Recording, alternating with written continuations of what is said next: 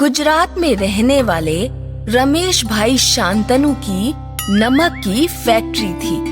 वे कच्छ की खाड़ी से नमक निकालकर बेचा करते थे। रमेश ने देखा कि कुछ महीनों से उनकी कंपनी के नमक की बिक्री कम हो रही है। उन्होंने ये बात अपने मैनेजर को बताई। सर, हमें कोई आकर्षक ऑफर निकालना चाहिए, इससे हमारे नमक की बिक्री बढ़ सकती है। आकर्षक ऑफर? ऐसा करो, नमक में सोने का ऑफर निकालो। उज्ज्वला नमक खरीदो और सोने के बिस्किट जीतो।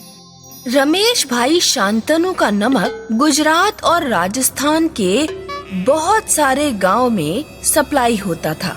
राजस्थान में तारापुर नाम का एक गांव था, जहां पिंटू और मालू का परिवार रहता था।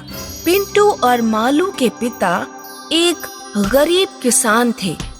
उनके खेत में खाने भर के लिए ही अनाज हो पाता था। माँ, दिवाली आने वाली है। पिछली बार आपने कहा था कि हम टीवी और फ्रिज खरीदेंगे। अगर हमारे फ्रिज होगा तो फ्रिज का ठंडा पानी पी पाएंगे, टीवी होगी तो हम खूब सारे नाटक देख पाएंगे। हाँ, और पिक्चर भी, जैसे प्रधान जी के यहाँ पर पिक्चर चलती है, राजा हिंदुस्तानी, फूल और कांटे, दिल वाले। बच्चों, हमारे घर टीवी और फ्रिज नहीं आ सकते। हमारे पास कभी इतने पैसे इकट्ठे हो ही नहीं पाते कि हम टीवी और फ्रिज खरीद सके। लो, पिताजी आ गए। किस चीज पर बहस हो रही है?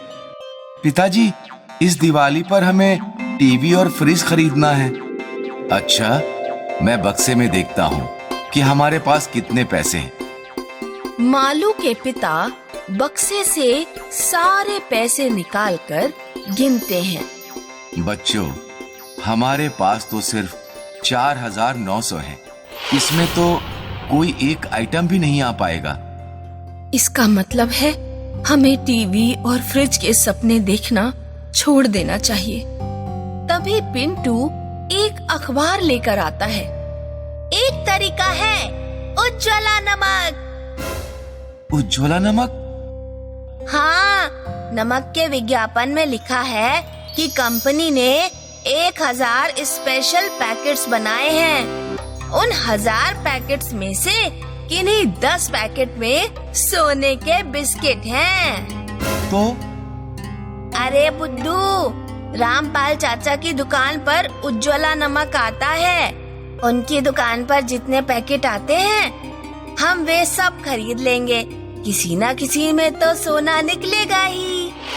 हाँ, फिर हम सुनार काका को सोना बेच देंगे और टीवी और फ्रिज खरीद लाएंगे। पिंटू और पिंटू के पापा रामपाल चाचा की दुकान पर जाते हैं। मेरे पास इस समय 250 पैकेट हैं। 5000 दो और सारे पैकेट ले जाओ। हमारे पास इस समय 4900 हैं। कोई बात नहीं, 100 बाद में दे देना। पिंटू और पिंटू के पापा उज्ज्वला नमक के 250 पैकेट घर ले जाते हैं। चलो, पैकेट खोलना शुरू करते हैं। पूरा परिवार सुबह से शाम तक नमक के पैकेट खोलता रहा, लेकिन किसी में सोना नहीं निकला।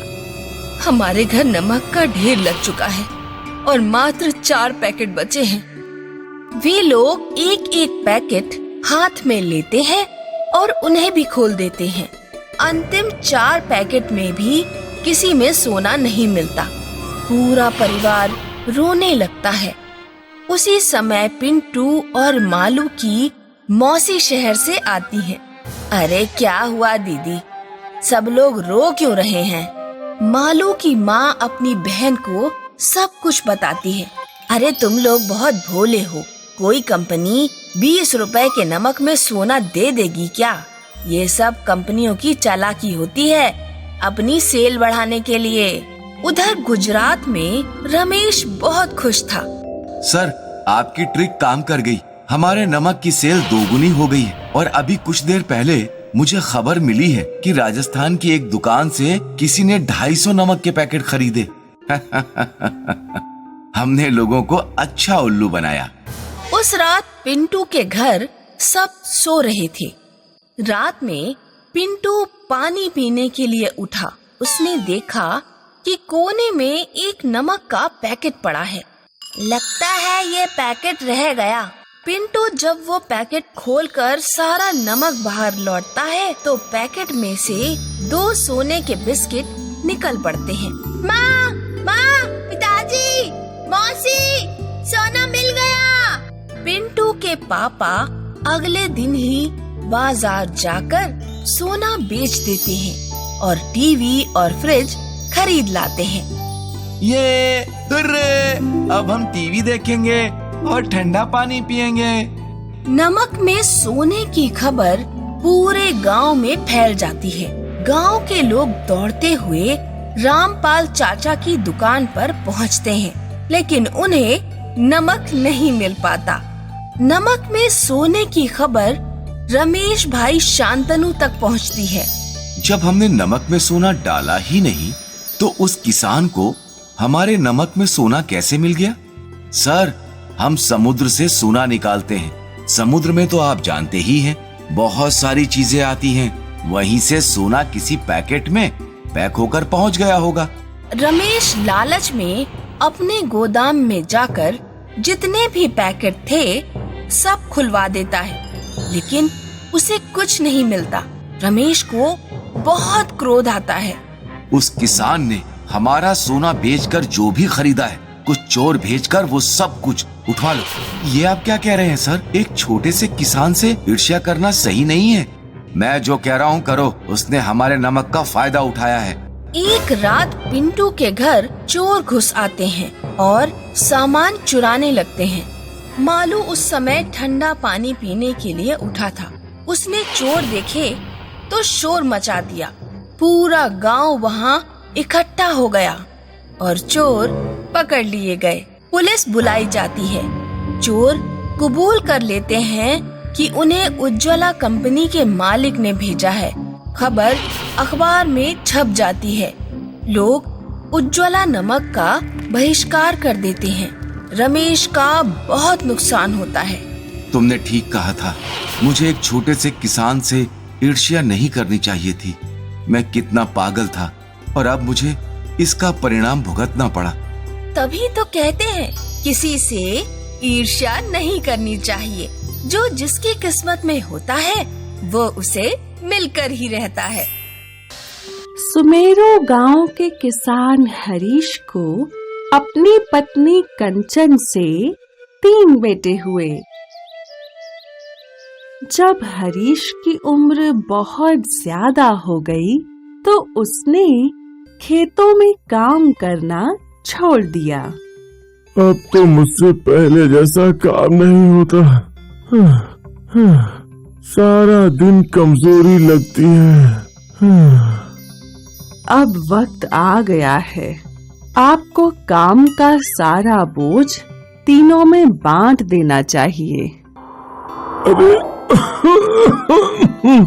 खेतों की जिम्मेदारी किसे दो? सबसे लायक बेटा कौन है? ये कैसे पता चलेगा? आप तीनों की परीक्षा क्यों नहीं ले लेते?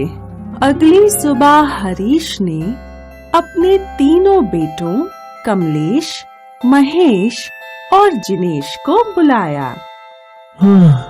तुम तीनों में से जो सबसे ज्यादा जिम्मेदार होगा, मैं अपने खेत उसी बेटे को दूंगा। बाबूजी, सबसे लायक मैं ही हूँ। तुम दोनों मुझसे छोटे हो और ना समझ भी। सबसे लायक मैं हूँ। नहीं, मैं हूँ लायक। इस बात का फैसला मैं करूँगा। अगले दिन हरीश ने सुबह सुबह तीनों बेटों को गाय की बाड़ी के पास बुलाया। अरे यार, बाबूजी ने इतनी सुबह सुबह यहाँ क्यों बुलाया है? इस बाड़े में 3 जादुई गाय हैं। तुम तीनों को एक एक गाय को पालना है और साथ ही खेत पर काम भी करना है। तुम तीनों में से जो सबसे ईमानदार, मेहनती और काबिल होगा, 10 दिन बाद उसकी गाय सोने की बन जाएगी और मैं खेत उसी बेटे को दूंगा।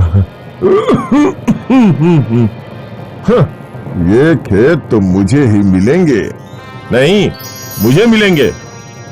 हरीश ने तीनों बेटों को 10 दिन का वक्त दिया। तीनों बेटे अपनी अपनी गाय लेकर चले गए।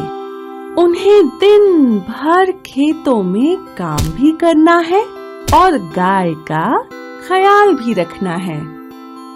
शुरू में तो तीनों अपनी गाय का ध्यान रखते हैं, मगर 2 दिन बाद ही महेश और कमलेश गाय की सेवा से चिढ़ने लगते हैं। अरे कितना चारा खाएगी तू? मैं तेरा ध्यान रखूं या इन खेतों का? है? सबसे बड़ा बेटा कमलेश खेतों में मेहनत करने के बजाय सिर्फ गाय के पास बैठा रहता। ले तेरा चारा, तुझे और चारा दूंगा, बस तू सोने की गाय बन जा। लेकिन तीसरा बेटा जिनेश ईमानदारी से गाय की सेवा भी करता और रोज खेतों पर बुआई करने भी जाता। इस तरह 10 दिन बीत गए। अब तीनों बेटों की अपने पिता से मिलने की बारी थी। हे भगवान, मेरी गाय तो सोने की बनी ही नहीं। कहीं बाबूजी खेत दूसरे भाइयों को ना दे दें। एक काम करता हूँ, इस गाय पर सुनहरा रंग चढ़ा देता हूँ। अरे रुक रुक रुक रुक, कहाँ भाग रही है? रुक जा रुक जा। कमलेश की तरह महेश ने भी डर के मारे अपनी गाय पर सुनहरा रंग चढ़ा दिया। अरे सिंह क्यों मार रही है? रुक रुक रुक रुक रुक रुक रुक रुक, अभी तेरी पूंछ पकड़ता हूँ। कमलेश और महेश अपनी अपनी गाय लेकर हरीश के पास गए। कमलेश और महेश की सुनहरी गाय देख हरीश हैरान हो गया।